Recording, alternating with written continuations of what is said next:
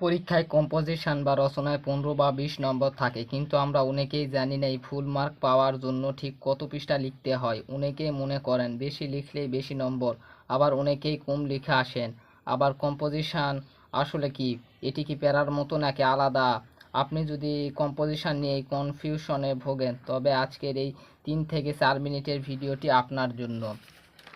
আজ আমি পরিষ্কার করে দিব কম্পোজিশন কাকে বলে, এতে কত নম্বর আছে, ফুল মার্ক পেতে আপনাকে কত পৃষ্ঠা লিখতে হবে এবং কিভাবে লিখতে হবে। তাহলে শুরু করা যাক। প্রথমে আমরা জানবো কম্পোজিশন কি বা কাকে বলে।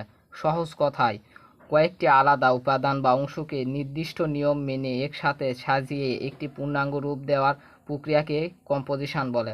আর কম্পোজিশনের এক কথায় আমরা সহজভাবে বলতে পারি, কম্পোজিশন হলো একটি রচনা বা প্রবন্ধ। বাংলায় যেমন আমরা গরু রচনা বা এরকম রচনা লিখি না, সেই রকমই কম্পোজিশন।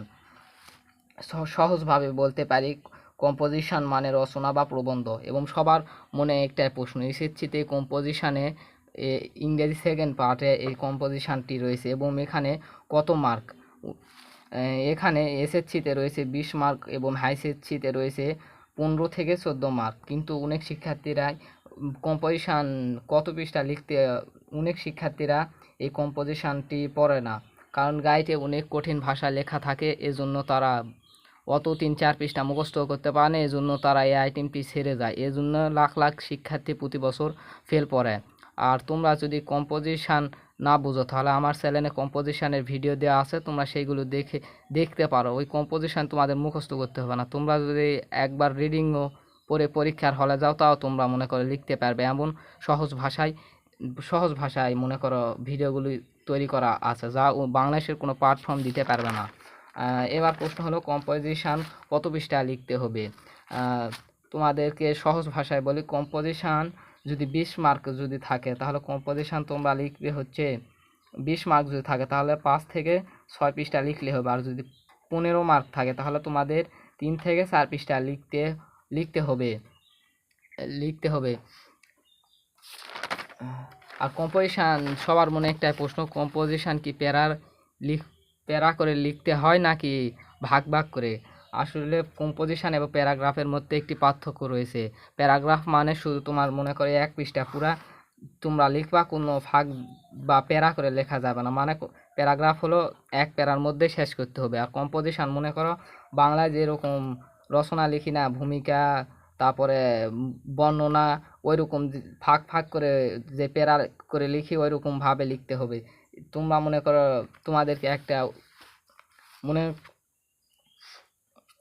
মনে করো কম্পোজিশন তোমরা প্রথমে 5 লাইন মূল ভাব লিখবে। লেখার পরে মনে করো এখান থেকে শুরু করে এতখানি লিখলে, এতখানি মনে করো ফাঁক দিবে, এটা প্যারা। ফাঁক দেওয়ার পরে এখানে মনে করো ভূমিকা লিখলে, তারপরে বর্ণনা লিখবে, তারপরে বর্ণনা মনে করো এতখানি পর্যন্ত লিখলে, তারপর এখানে আবার প্যারা দিবে, দেওয়ার পরে মনে করো উপসংহার লিখবে, তারপর মধ্যে মনে করো কারণ, তারপরে কি কারণে ঘটেছিল। বাংলায় যেরকম রচনা নেই, ওইভাবেই কম্পোজিশন লিখতে হয়।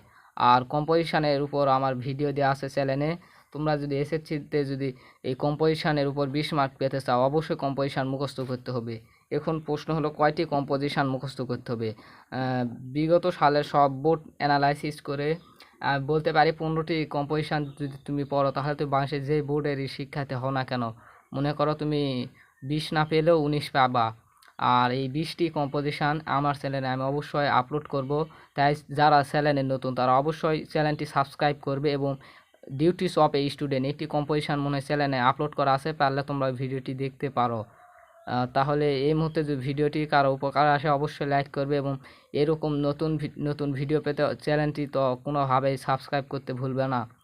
আর তোমরা এখন কোন বিষয়ের উপর এরকম ভিডিও চাচ্ছ, যারা কনফিউশনে ভুগছো, কোনো আইটেম বুঝতে পারছো না, ইংরেজি সেকেন্ড পার্ট, তারা অবশ্যই কমেন্ট করবে।